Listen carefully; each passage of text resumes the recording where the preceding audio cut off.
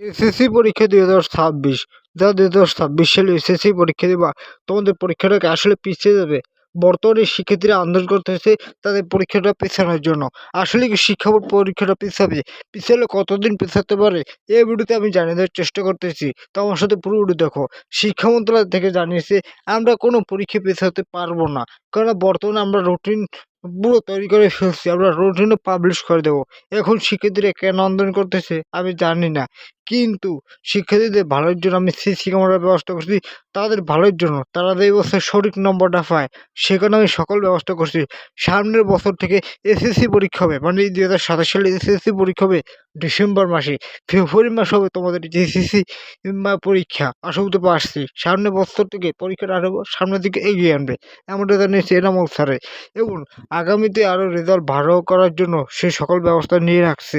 আর তোমাদের পরীক্ষা কোনো পেছাবে না, তোমাদের পরীক্ষাটা জুন মাসেই হবে।